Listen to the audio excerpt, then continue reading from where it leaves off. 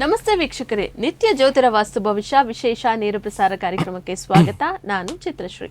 ಇವತ್ತಿನ ಸೋಮವಾರದ ಸಂಚಿಕೆಯಲ್ಲಿ ನಾವು ಪ್ರತಿ ಸಂಚಿಕೆಯಲ್ಲೂ ಸಹ ಪ್ರತಿಯೊಂದು ರಾಶಿಗೆ ಸಂಬಂಧಪಟ್ಟಂತೆ ಮಾಸ ಭವಿಷ್ಯವನ್ನು ನೋಡ್ತಾ ಹೋಗ್ತಾ ಇದ್ವಿ. ಹಾಗೆ ಇವತ್ತು ಇನ್ನೇನು ಏಪ್ರಿಲ್ ತಿಂಗಳು ಕೂಡ ಪ್ರಾರಂಭ ಆಗೋದಕ್ಕೆ ಇನ್ನೇನು ಕೆಲವೇ ದಿನಗಳು ಮಾತ್ರ ಬಾಕಿ ಇದೆ. ಈ ಹಿನ್ನೆಲೆಯಲ್ಲಿ 2 ರಾಶಿಗಳ ಏಪ್ರಿಲ್ ತಿಂಗಳ ಮಾಸ ಭವಿಷ್ಯವನ್ನು ನೋಡಿದ್ದು, ಈಗ ಮಿಥುನ ರಾಶಿಯ ವಿಚಾರಕ್ಕೆ ಸಂಬಂಧಪಟ್ಟಂತೆ ಏಪ್ರಿಲ್ ತಿಂಗಳ ಮಾಸ ಭವಿಷ್ಯ ಯಾವ ರೀತಿಯಾಗಿದೆ, ಸೊ ಏನೇನು ಹೇಳುತ್ತೆ ಭವಿಷ್ಯವಾಣಿ, ಯಾವುದು ಲಾಭ ಯಾವುದು ಅಶುಭ, ನಿಮಗೆ ಏಪ್ರಿಲ್ ತಿಂಗಳಿನಲ್ಲಿ ಮಿಥುನ ರಾಶಿಯವರು ಅಂದ್ಕೊಂಡಿರುವಂಥ ಕೆಲಸಗಳು ಜೊತೆಗೆ ಅವುಗಳನ್ನು ನೆರವೇರಿಸುವಂತಹ ಟೈಮ್ನಲ್ಲಿ ಕೆಲಸಗಳು ಕೈಗೂಡುವಂತಹ ಸಂದರ್ಭದಲ್ಲಿ ಏನಾದರೂ ಸಮಸ್ಯೆಗಳು ಎದುರಾಗುತ್ತಾ, ಹಾಗಿದ್ದಾಗ ಏನು ಪರಿಹಾರ ಮಾಡ್ಕೊಳ್ಬೇಕು, ಎಲ್ಲ ವಿಚಾರಗಳನ್ನ ತಿಳ್ಕೊಳ್ತಾ ಹೋಗೋಣ.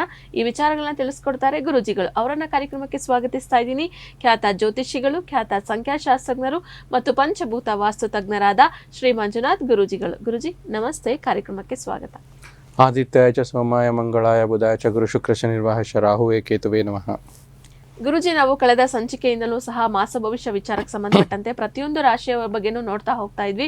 ಹಾಗೆ ನಮಗೆ ರಿವ್ಯೂಸ್ ಕೂಡ ತುಂಬ ಚೆನ್ನಾಗಿ ಬರ್ತಾ ಇದೆ. ಅಂದರೆ ನೀವೇನು ಮಾಸ ಭವಿಷ್ಯವನ್ನು ತಿಳಿಸ್ತೀರಾ ಅದರಂತೆ ಆಗ್ತಾ ಇದೆ ಅನ್ನೋಂಥ ರಿವ್ಯೂಸ್ಗಳು ಕೂಡ ಬರ್ತಾ ಇದೆ ಗುರುಜಿ. ಹಾಗೆ ಇವತ್ತಿನ ಸಂಚಿಕೆಯಲ್ಲಿ ಮಿಥುನ ರಾಶಿಯವರಿಗೆ ಏಪ್ರಿಲ್ ತಿಂಗಳ ಒಂದು ಕಂಪ್ಲೀಟ್ ಮಾಸ ಭವಿಷ್ಯದ ಬಗ್ಗೆ ನೋಡ್ತಾ ಹೋಗೋದಾದ್ರೆ, ಮೊದಲನೇದಾಗಿ ನವಗ್ರಹಗಳ ಗೋಚರ ಯಾವ ರೀತಿಯಾಗಿ ಜರುಗ್ತಾ ಇದೆ, ಅದರ ಒಂದು ಆಧಾರದ ಮೇಲೆ ರಾಶಿ ಫಲ ಏನಿದೆ ಗುರುಜಿ?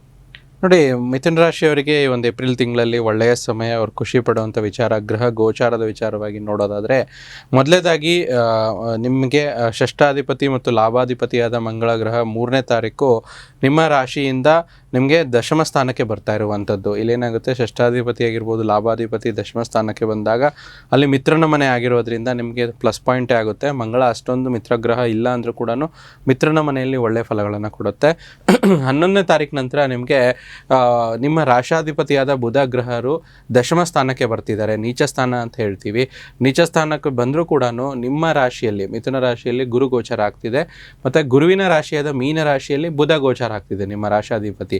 ಸೊ ಅಲ್ಲಿಗೇನಾಯಿತು, ಪರಿವರ್ತನೆ ಯೋಗ ಆಗುತ್ತೆ. ಅಂದರೆ ನಿಮ್ಮ ರಾಶಾಧಿಪತಿ ಬುಧ ಮತ್ತು ಗುರುವಿನ ಪರಿವರ್ತನೆ ಯೋಗ ಆಗುವಂಥದ್ದು, ಇದು ಕೂಡ ಒಳ್ಳೆಯದು, ಒಂದು ಪ್ಲಸ್ ಪಾಯಿಂಟ್. ಯಾಕಂದರೆ 2 ಕೇಂದ್ರ ಭಾವಗಳ ಪರಿವರ್ತನೆ ಅಂತ ಹೇಳ್ತೀವಿ. 1ನೇ ಮನೆ ಅಧಿಪತಿ 10ನೇ ಮನೆ ಅಧಿಪತಿ ಪರಿವರ್ತನೆ ಯೋಗ ಅಂತ ಹೇಳ್ತೀವಿ. 15ನೇ ತಾರೀಕು ನಂತರ ನಿಮಗೆ ತೃತೀಯಾಧಿಪತಿಯಾದ ಸೂರ್ಯ ಭಗವಾನರು ನಿಮ್ಮ ಒಂದು ರಾಶಿಯಿಂದ ಇಲ್ಲೇನಾಗುತ್ತೆ ಅಂದರೆ ಉಚ್ಚ ಭಾವದಲ್ಲಿ ಗೋಚರವಾಗ್ತಾರೆ. ಅಂದರೆ ಲಾಭ ಸ್ಥಾನದಲ್ಲಿ, ಏಕಾದಶ ಸ್ಥಾನದಲ್ಲಿ ಸೂರ್ಯ ಉಚ್ಚ ಗ್ರಹ ಆಗ್ತಾರೆ ತೃತೀಯಾಧಿಪತಿಯಾಗಿ. ಮತ್ತು 20ನೇ ತಾರೀಕು ನಂತರ ಶುಕ್ರ ನಿಮಗೆ ಪಂಚಮಾಧಿಪತಿ ಮತ್ತು ವ್ಯಯಾಧಿಪತಿಯಾದ ಶುಕ್ರ ವ್ಯಯಸ್ಥಾನದಲ್ಲೇ ನಿಮಗೆ ಬರುವಂಥದ್ದು, ಆದರೆ ಸ್ವಕ್ಷೇತ್ರಕ್ಕೆ ಬರುವಂಥದ್ದು. ಸೊ ಸ್ವಕ್ಷೇತ್ರಾಧಿಪತಿ ಸ್ವಕ್ಷೇತ್ರದಲ್ಲಿ ಅದು ವ್ಯಯಭಾವ ಆದರೂ ಕೂಡ ಪಂಚಮಾಧಿಪತಿಯಾಗಿ ಒಳ್ಳೆಯ ಫಲಗಳನ್ನೇ ಕೊಡ್ತಾರೆ. ಸೊ ಈ ತಿಂಗಳು ಈ ಒಂದು ಗ್ರಹಗಳ ಒಂದು ಬದಲಾವಣೆ ಆಗ್ತಿರುವಂಥದ್ದು. ಇನ್ನು ಆಚರಣೆ ವಿಚಾರದಲ್ಲಿ ನೋಡಬೇಕಂದ್ರೆ, ವಿಶೇಷವಾಗಿ 1ನೇ ತಾರೀಕು ಏಪ್ರಿಲ್ 1ನೇ ತಾರೀಕೆ ರಾಮಭಕ್ತ ಆಂಜನೇಯ ಸ್ವಾಮಿಯ ಒಂದು ಹನುಮಾನ್ ಜಯಂತಿ ಒಂದು ಆಚರಣೆ ಜರುಗ್ತಾ ಇದೆ, ತುಂಬ ವಿಶೇಷವಾಗಿರುವಂಥದ್ದು. ಅದರ ಜೊತೆಯಲ್ಲಿ 19ನೇ ತಾರೀಕು ವಿಶೇಷವಾಗಿ ಯುಗಾದಿ ಕಳೆದ ನಂತರ ರಾಜಯೋಗದ ಮುಹೂರ್ತ ಅಂತ ನಾವೇನು ತಗೊತೀವಿ, ಅದಕ್ಕೆ ಆ ಒಂದು ರಾಜಯೋಗದ ಮುಹೂರ್ತ 19ನೇ ತಾರೀಕು ಏಪ್ರಿಲ್ 19ಕ್ಕೆ ಅಕ್ಷಯ ತೃತೀಯ ಜರುಗ್ತಾ ಇದೆ. ಇದರ ಕೂಡ ಆಚರಣೆ ಕೂಡ ತುಂಬ ಶುಭ ತರುವಂಥದ್ದು ನಿಮ್ಮ ರಾಶಿಯ ಒಂದು ರಾಶಿ ಫಲದ ವಿಚಾರವಾಗಿ ನೋಡೋದಾದರೆ. ಗುರುಜಿ, ಇನ್ನೂ ಕೂಡ ಮುಂದುವರೆದು ನೋಡೋದಾದ್ರೆ ವಿಸ್ತೃತವಾಗಿ ಮಿಥುನ ರಾಶಿಯವರಿಗೆ ನವಗ್ರಹಗಳ ಗೋಚರದ ಪ್ರಭಾವ ಯಾವ ರೀತಿಯಾಗಿ ಏಪ್ರಿಲ್ ತಿಂಗಳಿನಲ್ಲಿ ಬೀರ್ತಾ ಇದೆ, ಆಚರಣೆಗಳ ಫಲವಾಗಿ ಏನು ಮಾಡ್ಕೊಳ್ಬೇಕು ಅಂತ ಹೇಳಿ ತಿಳಿಸಿದ್ದೀರಾ. ಅದರ ಮುಂದುವರೆದ ಭಾಗವಾಗಿ ಈ ಪ್ರಭಾವದಿಂದ ಅವರು ಯಾವ ರೀತಿ ಮುಕ್ತರಾಗ್ಬೋದು ಗುರುಜಿ? ನೋಡಿ, ಇಲ್ಲಿ ಗ್ರಹಗಳ ಗೋಚಾರ ವಿಸ್ತೃತ ಪ್ರಭಾವ ನೋಡಬೇಕಂದ್ರೆ, ಮೊದಲೇದಾಗಿ ಷಷ್ಠಾಧಿಪತಿಯಾಗಿ ಲಾಭಾಧಿಪತಿಯಾಗಿ ಮಂಗಳ ಗ್ರಹ ದಶಮ ಸ್ಥಾನದಲ್ಲಿ ಗೋಚರ ಆಗ್ತಾರೆ. ಇದು ಮಿತ್ರನ ಮನೆಗೆ ಗೋಚರವಾಗ್ತಿರುವಂಥದ್ದು. ಸೊ ಇಲ್ಲಿ ಒಂದು ಒಳ್ಳೆಯ ಶುಭ ಯೋಗ ಕೊಡುವಂಥದ್ದು. ಮಂಗಳ ಅಂದರೆ ಭೂಮಿ ಪುತ್ರ ಅಂತ ಹೇಳ್ತೀವಿ. ಸೊ ಅದಕ್ಕೆ ಏಪ್ರಿಲ್ ತಿಂಗಳಲ್ಲಿ ನಿಮ್ಮ ಒಂದು ಮಿಥುನ ರಾಶಿಯವರಿಗೆ ಮಂಗಳನಿಂದ ಒಂದು ರಿಯಲ್ ಎಸ್ಟೇಟು ಬಿಸ್ನೆಸ್ ಮಾಡುವಂಥವ್ರಿಗೆ ಮತ್ತು ವ್ಯವಸಾಯ ಮಾಡುವಂಥವ್ರಿಗೆ ಆಗಿರ್ಬೋದು, ಭೂಮಿಯನ್ನು ನಂಬಿ ಯಾರು ಜೀವನ ಮಾಡ್ತಿದ್ದಾರೆ ಅವರಿಗೆ ಒಂದು ಒಳ್ಳೆಯ ಫಲ ಸಿಗುತ್ತೆ. ಅದೃಷ್ಟಗಳು ನಿಮಗೆ ಹುಡ್ಕೊಂಬರುತ್ತೆ, ದಾರಿ ಸುಗಮವಾಗುತ್ತೆ, ಜೀವನದಲ್ಲಿ ಒಂದು ಸ್ಪಷ್ಟತೆ ಸಿಗುತ್ತೆ ಅಂತ ಹೇಳ್ಬೋದು. ಮತ್ತು ಶುಕ್ರ ಗ್ರಹ ಪಂಚಮಾಧಿಪತಿ ವ್ಯಯಾಧಿಪತಿಯಾದ ಶುಕ್ರ ಗ್ರಹ ಗೋಚಾರದಲ್ಲಿ ವ್ಯಯಭಾವಕ್ಕೆ ಬರುವಂಥದ್ದು. ಸೊ ಇಲ್ಲೇನಾಗುತ್ತೆ ಅಂದರೆ ಇಲ್ಲಿ ಕಳೆದ ಈ ಒಂದು ಮಾರ್ಚ್ 20ನೇ ತಾರೀಕು ಅಥವಾ ಏಪ್ರಿಲ್ 20ನೇ ತಾರೀಕುವರೆಗೂ ಶುಕ್ರ 11ನೇ ಲಾಭ ಸ್ಥಾನದಲ್ಲಿ ಇರ್ತಾರೆ.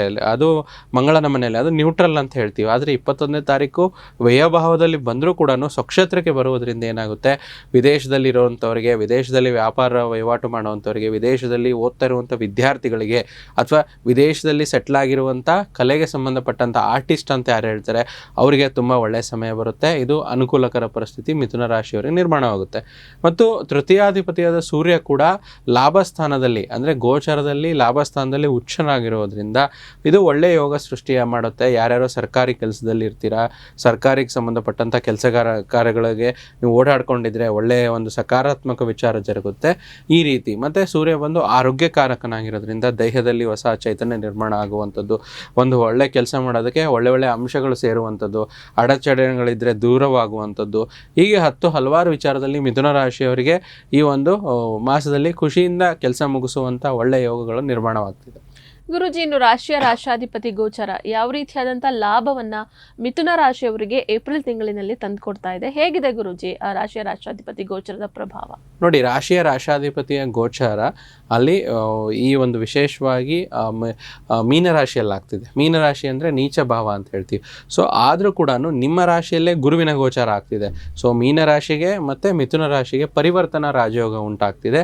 ಸೊ ಇದರಿಂದ ತುಂಬ ಒಳ್ಳೆಯ ಯೋಗ ನಿರ್ಮಾಣ ಆಗುತ್ತೆ. ಉದಾಹರಣೆಗೆ ಒಂದು ವೃತ್ತಿ ಮತ್ತು ವ್ಯವಹಾರದಲ್ಲಿ ಉದ್ಯೋಗಗಳಿಗೆ ಮೇಲಾಧಿಕಾರಿಗಳಿಂದ ಒಂದು ಸೌಹಾರ್ದಿತ ಸಂಬಂಧ ಸಿಗಲಿದೆ. ಅದ್ರ ಜೊತೆ ಹೆಚ್ಚು ಕೆಲಸದ ಹೊರೆ ಹೆಚ್ಚಾಗ್ಬೋದು, ಆದರೆ ಅದನ್ನು ತಾವು ನಿಭಾಯಿಸ್ಕೊಂಡು ಹೋಗ್ತೀರಾ. ಹೊಸ ಉದ್ಯೋಗ ಅವಕಾಶಗಳು ನಿಮಗೆ ಹುಡ್ಕೊಂಡು ಬರುವಂಥದ್ದು, ವ್ಯವಹಾರಸ್ಥರು ಹೊಸ ಯೋಜನೆಗಳನ್ನು ಕೂಡ ಪ್ರಾರಂಭಿಸ್ತೀರಾ. ಅದೇ ರೀತಿ ಈ ತಿಂಗಳ ಮಧ್ಯದಲ್ಲಿ ಸ್ವಲ್ಪ ಏರಿಳಿತಗಳನ್ನು ಕೂಡ ವ್ಯಾಪಾರ ವಹಿವಾಟುಗಳಲ್ಲಿ ಕಂಡ್ರೆ ಮುಂಬರುವ ಒಂದು 15 ದಿನಗಳ ಕಾಲ, ಈ ಒಂದು ಏಪ್ರಿಲ್ 15ನೇ ತಾರೀಕು ನಂತರ ವೃತ್ತಿ ವ್ಯವಹಾರದಲ್ಲಿ ಏಳಿಗೆ ಚೆನ್ನಾಗಿದೆ. ಆರ್ಥಿಕ ಸ್ಥಿತಿಯಲ್ಲಿ ನೋಡಬೇಕಾದ್ರೆ ಆದಾಯ ಹೆಚ್ಚಾಗುವ ಸಾಧ್ಯತೆ ಇದೆ. ಆದರೆ ಸ್ವಲ್ಪ ಹೂಡಿಕೆಯಲ್ಲಿ ಸ್ವಲ್ಪ ಎಚ್ಚರಿಕೆಯಿಂದಿರಿ. ಹಳೆಯ ಸಾಲಗಳನ್ನು ಆದಷ್ಟು ತೀರಿಸಲು ಈ ಒಂದು ಮಾಸದಲ್ಲಿ ನೀವು ಪ್ರಯತ್ನಿಸ್ತೀರಾ. ಹೊಸದಾಗಿ ದೊಡ್ಡ ಮೊತ್ತದ ಯಾವುದೇ ಸಾಲ ತೆಗೆದುಕೊಳ್ಬೇಡಿ, ಇದೊಂದು ಸಲಹೆ. ದಾಂಪತ್ಯದ ವಿಚಾರದಲ್ಲಿ ಕುಟುಂಬದಲ್ಲಿ ಮಂಗಳ ಕಾರ್ಯಗಳ ಬಗ್ಗೆ ಸ್ವಲ್ಪ ಚರ್ಚೆ ನಡೆಯುವಂಥದ್ದು. ಒಬ್ಬ ರಾಶಿಯಲ್ಲೇ ಗುರು ಇರೋದ್ರಿಂದ ಅವಿವಾಹಿತರಿಗೆ ಮದುವೆ ಯೋಗ ಕೂಡಿ ಬರುವಂಥದ್ದು. ಮತ್ತು ಇಲ್ಲೇನಾಗುತ್ತೆ, ದಾಂಪತ್ಯ ಜೀವನದಲ್ಲಿ ಏನಾದರೂ ಕಿರಿಕಿರಿಗಳಿದ್ರು ಪರಸ್ಪರ ಅರ್ಥೈಸಿಕೊಂಡು ಒಂದು ಪ್ರೀತಿ ಬಾಂಧವ್ಯ ಹೆಚ್ಚಾಗುವಂಥದ್ದು. ಪತಿ ಅಥವಾ ಪತ್ನಿಯ ಬೆಂಬಲ ನಿಮಗೆ ಸಿಗುತ್ತೆ. ಆರೋಗ್ಯ ವಿಚಾರದಲ್ಲಿ ನೋಡಬೇಕಾದ್ರೆ ವಿಶೇಷವಾಗಿ ಸ್ವಲ್ಪ ಮೊದಲ ಉತ್ತರಾರ್ಧದಲ್ಲಿ ಜಾಗರೂಕವಾಗಿರಿ. ಋತುಮಾನದ ಕಾಯಿಲೆಗಳು ಸ್ವಲ್ಪ ಏನಂದರೆ ಈಗ ಸೀಸನಲ್ ಏನು ಡಿಸೀಸಸ್ ಅಂತ ತೊಗೊತೀವಿ ಅದ್ರ ಬಗ್ಗೆ ಸ್ವಲ್ಪ ಆಗುವಂಥದ್ದು. ಈಗ ಬೇಸಿಗೆ ಕಾಲ, ಅದ್ರ ಬಗ್ಗೆ ಸ್ವಲ್ಪ ಬೇಸಿಗೆ ಕ್ಷಾಮ ಆಗುವಂಥದ್ದು, ಹೀಟ್ ಆಗುವಂಥದ್ದು, ಅದ್ರ ಬಗ್ಗೆ ಗಮನ ಹರಿಸಬೇಕು. ಸ್ವಲ್ಪ ಮೊದಲ ಒಂದು 15 ದಿನಗಳ ಕಾಲ ಸಣ್ಣ ಪುಟ್ಟ ಅಪಘಾತಗಳು ಏಟು ಬೀಳುವಂಥದ್ದು, ಯಾಕಂದರೆ ಕುಜನ ದೃಷ್ಟಿ ಇರೋದ್ರಿಂದ ಅದ್ರ ಬಗ್ಗೆನೂ ಸ್ವಲ್ಪ ಎಚ್ಚರಿಕೆ ಇರಬೇಕು. ಇನ್ನು ಶಿಕ್ಷಣ ವಿಚಾರದಲ್ಲಿ ನೋಡಬೇಕಾದ್ರೆ ವಿದ್ಯಾರ್ಥಿಗಳ ಒಂದು ಶ್ರಮಕ್ಕೆ ತಕ್ಕ ಫಲ ಸಿಗುವಂಥದ್ದು, ವಿದ್ಯಾಭ್ಯಾಸದಲ್ಲಿ ಉತ್ತಮ ಪ್ರಗತಿ ಸಾಧಿಸುವಂಥದ್ದು ಇರುತ್ತೆ. ಮತ್ತು ಇದಲ್ದಿರ ಸಾಮಾನ್ಯವಾಗಿ ನೋಡೋದಾದರೆ ಹೊಸ ಅವಕಾಶಗಳು ನಿಮ್ಮನ್ನು ಹುಡ್ಕೊಂಡು ಬರುತ್ತೆ. ಅಲ್ಪ ಪ್ರಯಾಣ, ಸ್ವಲ್ಪ ಗುತ್ತಿಗೆದಾರರಿಗೆ ಒಂದು ಶುಭವಾದ ಮಾಸ, ಹೋಟೆಲ್ ಉದ್ಯಮಿಗಳಿಗೆ ಬಹಳ ಉತ್ತಮವಾಗಿರುವಂಥದ್ದು. ದೀರ್ಘಕಾಲದ ಸಮಸ್ಯೆಗಳಿಗೆ ಈ ತಿಂಗಳು ನಿಮಗೆ ಪರಿಹಾರ ಸಿಗುತ್ತೆ. ವಸ್ತು ಮತ್ತು ವಸ್ತ್ರ ವಾಹನ ಖರೀದಿಗೆ ಅತ್ಯುತ್ತಮವಾದ ಮಾಸ. ಬಂಧುಗಳ ಆಗಮನದಿಂದ ಮನಸ್ಸಿಗೆ ಸಂತೋಷ. ಈ ತಿಂಗಳ ಹೆಚ್ಚು ಶುಭ ಫಲ ದೊರಕುತ್ತೆ. ಕೊನೆಗೆ ನಮ್ಮ ರೈತರಿಗೆ ಉತ್ತಮವಾದ ಮಾಸ, ಒಳ್ಳೆಯ ಭೋಜನ, ಕುಟುಂಬದಲ್ಲಿ ಸಣ್ಣ ಪುಟ್ಟ ಇರುವಂಥ ವ್ಯಾಜ್ಯಗಳು ಕ್ಲಿಯರ್ ಆಗಿ ಬ್ಯಾಲೆನ್ಸ್ ಮಾಡ್ತೀರಾ. ಬಂಡವಾಳಕ್ಕೆ ಹೂಡಿಕೆಗೆ ಉತ್ತಮ ಮಾಸ. ಸ್ವಂತ ನಿರ್ಧಾರಗಳು ತೆಗೆದುಕೊಳ್ಳಲು ಈ ಮಾಸ ನಿಮಗೆ ಅತ್ಯಂತ ಶುಭವಾಗಿರುವಂಥದ್ದು. ಗುರುಜಿ, ಇನ್ನು ಏಪ್ರಿಲ್ ತಿಂಗಳಿನಲ್ಲಿ ಮಿಥುನ ರಾಶಿಯವರಿಗೆ ಲಾಭಗಳು ಅನ್ನುವಂಥದ್ದು ಯಾವ ರೀತಿಯಾಗಿ ಒದಗಿ ಬರ್ತಾ ಇದೆ, ಹಾಗೆ ಏನು ಒಂದು ನಕ್ಷತ್ರಗಳ ಅನುಸಾರ ಯಾವ ರೀತಿಯಾದಂಥ ಫಲಗಳನ್ನು ಸಿದ್ಧಿಸ್ಕೊಳ್ತಾ ಇದ್ದಾರೆ, ಸಮಸ್ಯೆಗಳು ಬಂದಂತಹ ಸಂದರ್ಭದಲ್ಲಿ ಪರಿಹಾರಕ್ಕೋಸ್ಕರ ಮಿಥುನ ರಾಶಿಯವರು ಏನು ಮಾಡ್ಕೊಳ್ಬೇಕು ಗುರುಜಿ? ನೋಡಿ, ಪ್ರಮುಖವಾಗಿ 3 ನಕ್ಷತ್ರಗಳು ಮೃಗಶಿರ, ಆರ್ದ್ರ, ಪುನರ್ವಸು ಅಂತ ಹೇಳ್ತೀವಿ. ಸೊ ಮೃಗಶಿರ ನಕ್ಷತ್ರದವರಿಗೆ ಯಾವುದೇ ಒಂದು ವೈಯಕ್ತಿಕವಾಗಿರುವಂಥ ಯಾವುದೇ ಒಂದು ಸಾಲ್ವ್ ಆಗದಿರುವಂಥ ಮ್ಯಾಟ್ರು, ಬಿಸ್ನೆಸ್ಗಾಗಲಿ ಇದಾಗಲಿ ಈ ಒಂದು ತಿಂಗಳಲ್ಲಿ ನಿಮಗೆ ಸೊಲ್ಯೂಷನ್ ಸಿಗುತ್ತೆ. ಮತ್ತು ಆರಿದ್ರ ನಕ್ಷತ್ರದವರಿಗೆ ನಿಮ್ಮ ಕುಟುಂಬ ಮತ್ತು ಸ್ನೇಹಿತರಿಂದ ಒಳ್ಳೆಯ ಬೆಂಬಲ ಸಿಗುವಂಥದ್ದು, ಅವರಿಂದ ಏನೋ ಒಂದು ಹೊಸ ದೃಷ್ಟಿಕೋನ ಸಿಗುತ್ತೆ. ನಿಮ್ಮ ಸಮಸ್ಯೆಗಳಿಂದ ಅದರಿಂದ ಹೊರಗಡೆ ಬರ್ತೀರಾ. ಪುನರ್ವಸು ನಕ್ಷತ್ರದವರು ಆದಷ್ಟು ನೀವು ಇರುವಂಥ ಕೆಲಸ ಕಾರ್ಯಗಳಲ್ಲಿ ಸ್ವಲ್ಪ ಬದಲಾವಣೆ ಕಾಣೋದು, ಸ್ವಲ್ಪ ಚೇಂಜನ್ನು ಈ ಒಂದು ಮಾಸದಲ್ಲಿ ಪುನರ್ವಸು ನಕ್ಷತ್ರದವರು ಪಡ್ಕೊತಾರೆ. ಪರಿಹಾರ ಇಷ್ಟೇ, ಸ್ವಲ್ಪ ಆದಷ್ಟು ಸೂರ್ಯನ ಗೋಚಾರ, ಸೂರ್ಯ ಇಲ್ಲಿ ತೃತೀಯಾಧಿಪತಿಯಾಗಿ ಲಾಭಕ್ಕೆ ಬರ್ತಾರೆ. ಸ್ವಲ್ಪ ಸೂರ್ಯನ ಒಂದು ಸಪೋರ್ಟ್ ತಗೊಳ್ಳೋದಕ್ಕೆ ಸೂರ್ಯನ ಬೀಜಾಕ್ಷರ ಮಂತ್ರ ಓಂ ರಾಮ್ ರೀಂ ರೌಂ ಸಹ ಸೂರ್ಯಾಯ ನಮಃ ಅಂತ 108 ಬಾರಿ ಜಪ ಮಾಡುವಂಥದ್ದು ಒಳ್ಳೆಯದು. ಸೋಮವಾರದತ್ತು ಶಿವನ ದೇವಸ್ಥಾನ ಮತ್ತು ಶನಿವಾರ ಆಂಜನೇಯ ಸ್ವಾಮಿ ದೇವಸ್ಥಾನಕ್ಕೆ ಹೋಗೋದು ಒಳ್ಳೆಯದು. ಆದಷ್ಟು ಸ್ವಲ್ಪ ಊಟದಲ್ಲಿ ನಾನು ಆವಾಗಲೇ ಹೇಳಿದೆ, ಆರೋಗ್ಯ ವಿಚಾರವಾಗಿ ಸ್ವಲ್ಪ ಕ್ಷಾಮ ವಿಚಾರದಲ್ಲಿ ಹೀಟ್ ರಿಲೇಟೆಡ್ ಪ್ರಾಬ್ಲಮ್ಸ್, ಅದಕ್ಕೆ ಹಸಿರು ವೆಜಿಟೇಬಲ್ಸ್ ಕಾಯಿಪಲ್ಯಗಳನ್ನು ಸ್ವಲ್ಪ ಜಾಸ್ತಿ ಇದು ಡೈಟಲ್ಲಿ ಇನ್ಕ್ಲೂಡ್ ಮಾಡ್ಕೊಳ್ಳೋದು ಒಳ್ಳೆಯದು. ಮತ್ತು ಸುತ್ತಮುತ್ತಲು ಸ್ವಲ್ಪ ಕ್ಲೀನಾಗಿ ಇಟ್ಕೋಬೇಕು. ಮತ್ತು ಆದರೆ ಸಾಧ್ಯವಾದರೆ ಯಾವುದೋ ಒಂದು ಬುಧವಾರ, ಏಪ್ರಿಲ್ ತಿಂಗಳಲ್ಲಿ ಬರುವಂಥ ಯಾವುದಾದ್ರೂ ಒಂದು ಬುಧವಾರ ಒಂದು ತುಳಸಿ ಮಾಲೆಯನ್ನು ವಿಷ್ಣುವಿನ ದೇವಸ್ಥಾನ ಅಂದರೆ ವೆಂಕಟೇಶ್ವರ ಸ್ವಾಮಿ ದೇವಸ್ಥಾನಕ್ಕೆ ಅರ್ಪಿಸಿದ್ರೆ ತುಂಬ ಒಳ್ಳೆಯದಾಗುತ್ತೆ. ಗುರೂಜಿ, ಇನ್ನು ವಿಶೇಷವಾಗಿ ನೀವು ಯಾವ ರೀತಿಯಾದಂತಹ ಸಲಹೆ ಹಾಗೆ ನಿಮ್ಮ ಸೂಚನೆಯನ್ನು ಮಿಥುನ ರಾಶಿಯವರಿಗೆ ನೆಕ್ಸ್ಟ್ ಮಂತ್ ಅಂದರೆ ಏಪ್ರಿಲ್ ತಿಂಗಳಿನಲ್ಲಿ ಅನುಸರಿಸೋದಕ್ಕೆ ಕೊಡ್ತಾ ಇದ್ದೀರಾ? ನೋಡಿ, ಬಹುಮುಖ್ಯವಾಗಿ ಮಿಥುನ ರಾಶಿಯವರಿಗೆ ಬುಧನ ಸಪೋರ್ಟ್ ಬೇಕು. ಬುಧ ಅಂದರೆ ವಿದ್ಯಾರ್ಥಿಗಳು ಅಂತ ಹೇಳ್ತೀವಿ. ಸೊ ಅದ್ರ ವಿಚಾರವಾಗಿ ಯಾವುದಾದ್ರೂ ಒಂದು ಬುಧವಾರ ಒಂದೇನೋ ಒಂದು ಗಿಫ್ಟು, ಒಂದು ಸ್ಟೇಷ್ನರಿ ಸಾಮಾನು, ಒಂದೇನೋ ಬುಕ್ಸು, ಪೆನ್ನನ್ನು ವಿದ್ಯಾರ್ಥಿಗಳಿಗೆ ಒಂದು ಸ್ವಲ್ಪ ದಾನವಾಗಿ ನೀಡಿ. ಅಂದರೆ ಯಾರಿಗೆ ಬೇಕೇ ಇರುತ್ತೋ ಅದಕ್ಕೆ ಅವ್ರಿಗೆ ಗಿಫ್ಟ್ ಆಗಿ ಕೊಡಿ, ಅದರಿಂದ ಒಳ್ಳೆಯದಾಗುತ್ತೆ ಅಂತ ಹೇಳ್ತೀವಿ.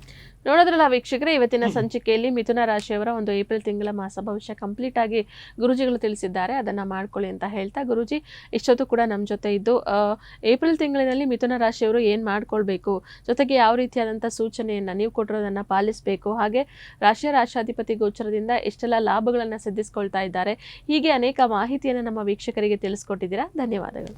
ಸರ್ವೇ ಜನೋ ಸುಖಿನೋ ಭವಂತು, ಸಮಸ್ತ ಸನ್ಮಂಗಳಾನಿ ಭವಂತು. ಇಲ್ಲಿಗೆ ಇವತ್ತಿನ ಸಂಚಿಕೆಯನ್ನು ಮುಕ್ತಾಯ ಮಾಡ್ತಾ ಇದ್ದೀವಿ. ಮತ್ತೊಂದು ಸಂಚಿಕೆಯಲ್ಲಿ ಭೇಟಿಯಾಗೋಣ. ನೋಡ್ತಾ ಇರಿ ಪ್ರಗತಿ ಟಿವಿ, ಇದು ನಿಮ್ಮಿಂದ ನಿಮಗಾಗಿ.